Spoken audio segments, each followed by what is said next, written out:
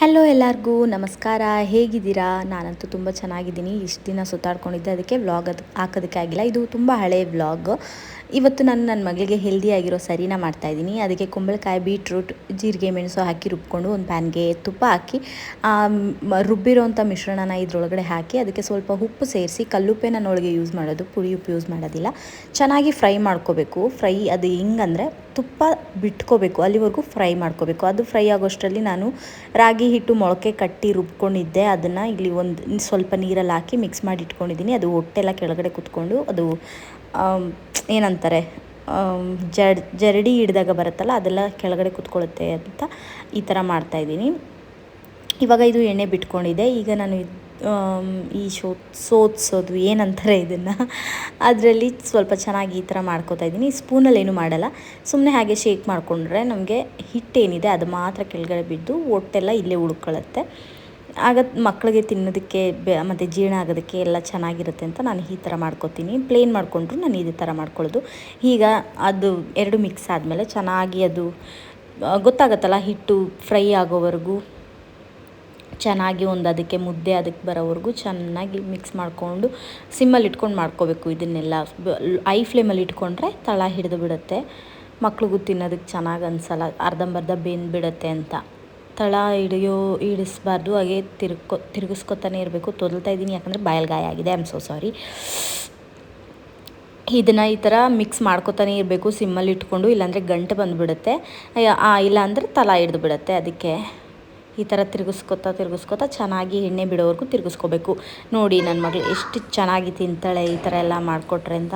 ಇದು ಮುಗಿಸ್ಕೊಂಡು ನಮ್ಮ ಅತ್ತೆಗೆ ಸ್ವಲ್ಪ ಹಾಸ್ಪಿಟ್ಲಿಗೆ ಕರ್ಕೊಂಡು ಹೋಗಬೇಕಾಗಿತ್ತು ಅಂತ ನಾವು ಕರ್ಕೊಂಡು ಹೋದ್ವಿ. ಹಾಗೆ ಮಕ್ಳಿಗಿಬ್ರಿಗೂ ತೋರಿಸ್ಕೊಬರ್ಬೇಕಿತ್ತು. ಇಬ್ರಿಗೂ ಯಾಕೋ ತುಂಬ ನೆಗಡಿ ಆಗಿಬಿಟ್ಟಿತ್ತು ಅಂತ ತೋರಿಸ್ಕೊಬರೋಣ ಅಂತ ಹೋದ್ವಿ. ಈ ಹೆಂಗಸರಿಗೆ ಗೊತ್ತಲ್ವಾ, ಪ್ರಾಬ್ಲಮ್ ಬರ್ತಾ ಇರುತ್ತೆ, ಹೋಗ್ತಾ ಇರುತ್ತೆ, ಆಗಾಗ ಅದಕ್ಕೆ ಹೋಗಿದ್ದೀವಿ. ನಾವು ಯಾವಾಗಲೂ ಹೋಗೋದು ಕಾವೇರಿ ಹಾಸ್ಪಿಟ್ಲಿಗೆ, ಯಾರಿಗೇನಾದ್ರೂ ಅಲ್ಲೇ ಹೋಗಿದ್ವಿ.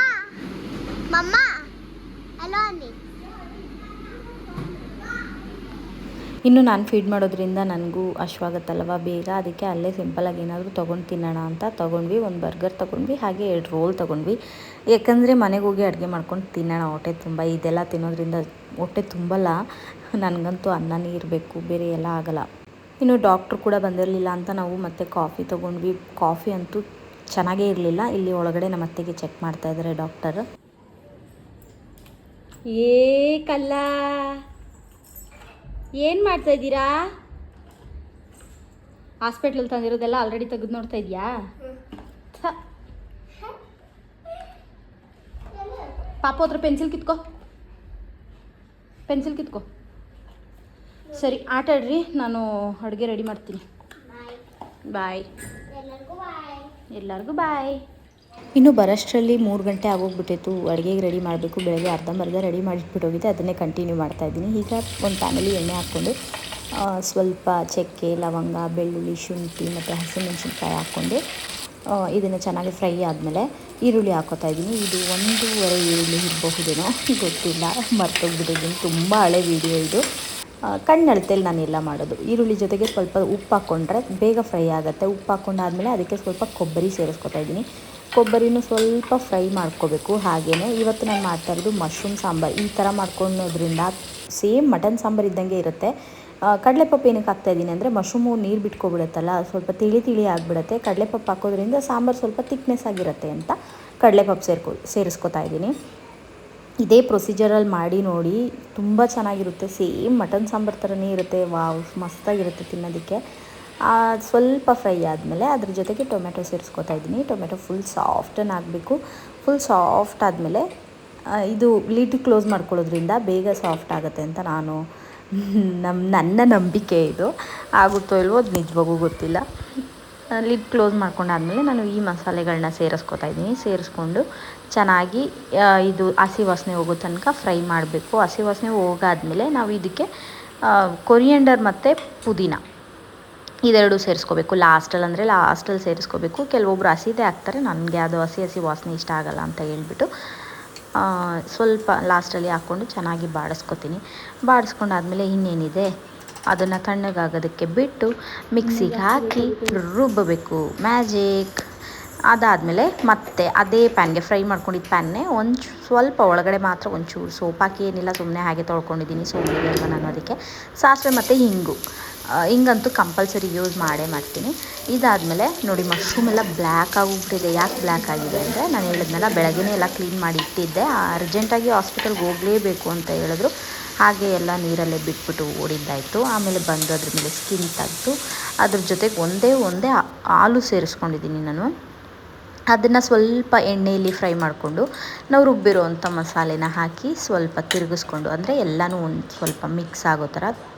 ಆಮೇಲೆ ನೋಡ್ಕೊಳ್ಳಿ ನೀರು ಎಷ್ಟು ಬೇಕು ಅಂತ. ಮಶ್ರೂಮ್ ಆಗಿರೋದ್ರಿಂದ ನಾನು ಸ್ವಲ್ಪನೇ ನೀರು ಹಾಕ್ತೀನಿ ಇದು, ಮತ್ತು ಇನ್ನೊಂದು 3/4 ಲೋಟ ನೀರು ಹಾಕ್ಕೋತೀನಿ. ಏಕೆಂದರೆ ಮಶ್ರೂಮಲ್ಲೂ ನೀರು ಬಿಡುತ್ತೆ. ಜಾಸ್ತಿ ತಿಳಿ ಆಗೋದ್ರೆ ಸಾಂಬಾರು ಚೆನ್ನಾಗಿರಲ್ಲ, ತಿನ್ನೋದಕ್ಕೆ ಟೇಸ್ಟೇ ಇರಲ್ಲ. ಚೆನ್ನಾಗಿ ಸ್ವಲ್ಪ ಮಿಕ್ಸ್ ಮಾಡಿಕೊಂಡು ಉಪ್ಪು ಕರೆಕ್ಟಾಗಿದೆಯೋ ನೋಡಿಕೊಂಡು ಅದಕ್ಕೆ ಉಪ್ಪನ್ನ ಸೇರಿಸ್ಕೊಂಡು 2 ವಿಷಿಲ್ ಬರ್ಸ್ಕೊಂಡ್ರೆ sambar ready. Same mutton sambar ಥರನೇ ಇರುತ್ತೆ. ಇದನ್ನು ನೀವು ಒಂದು ಸತಿ ಟ್ರೈ ಮಾಡಲೇಬೇಕು. ಹಾಗೆ ನೀವು ಯಾವ ಥರ ಮಶ್ರೂಮ್ ಸಾಂಬಾರನ್ನ ಮಾಡ್ತೀರಾ ಅನ್ನೋದನ್ನು ತಿಳಿಸಿ. ಕೆಲವೊಬ್ಬರು ಹಸಿ ಮಸಾಲೆ ಹಾಕಿ ಮಾಡ್ತಾರೆ, ಆದರೆ ನನಗೆ ಆ ಥರ ಇಷ್ಟ ಆಗೋಲ್ಲ. ಇದೇ ಥರ ಇಷ್ಟ ಆಗುತ್ತೆ. ನಾವು ಆವಾಗಲಿಂದ ಇದೇ ಥರ ತಿನ್ಕೊಂಡು ಬಂದಿರೋದ್ರಿಂದ ಇದೇ ನನಗೆ ಹೋಗುತ್ತೆ ಹೊಟ್ಟೆ ಒಳಗಡೆ ಚೆನ್ನಾಗಿ. ಟೇಸ್ಟ್ ನಿಜವಾಗ್ಲೂ ತುಂಬ ಚೆನ್ನಾಗಿದೆ. ಮಶ್ರೂಮ್ ಆಗಿರ್ಬೋದು, ಹಾಲು ಆಗಿರ್ಬೋದು ಎಲ್ಲ ಚೆನ್ನಾಗಿ ಬೆಂದಿದೆ.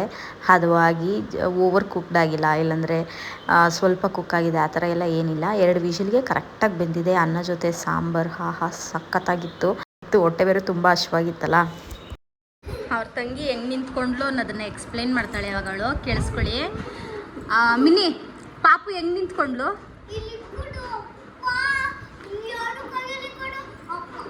ಒಂದು ಕೈಯಲ್ಲಿ ಇಟ್ಲು, ಆಮೇಲೆ ಹಾಂ ಎಷ್ಟು ಕೈ ಇದೆ ಅವಳಿಗೆ?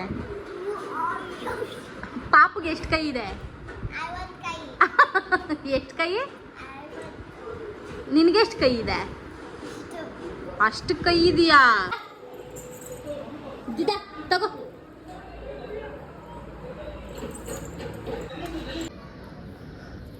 ಅಷ್ಟೇ ಸಾಕಾಯ್ತಾ? ಹಾಂ ಸಾಕಾಯ್ತಾ? ಇನ್ನು ಹತ್ತೀಯಾ? ಹಾಂ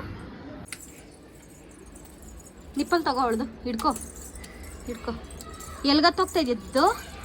ಹಾಂ ಅವ್ರ ಪಪ್ಪ ಟೆರೆಸ್ಗೆ ಹೋಗಿದ್ರು, ಅವಳು ಆ ಪಪ್ಪ ಹತ್ರ ಹೋಗ್ತಾ ಇದ್ದಾಳೆ. ನಿಧಾನ. ಎಷ್ಟು ಜಾಣೆ ಆಗಿದ್ದಾಳೆ ನನ್ನ ಮಗಳು. ಇಲ್ಲಿಂದ ಬಂದಿದ್ದಾಳೆ ಇಲ್ಲಿವರೆಗೂ ಊಟ ತಿನ್ಕೊಂಡು. ಹಾಂ ಶಕ್ತಿಮಾನ್ ಆಗ್ಬಿಟ್ಟಿದ್ದಾಳೆ. ದಿದ್ದಾ ಮಟನ್ ತಿಂತಾಳೆ. ಮಟನು ಎಷ್ಟು ಬೇಗ ಹತ್ತುತ್ತಾಳೆ ನೋಡಿ. ನಿಧಾನ ಬಿಡೋಸಿ ಪಪ್ಪು. ಲವ್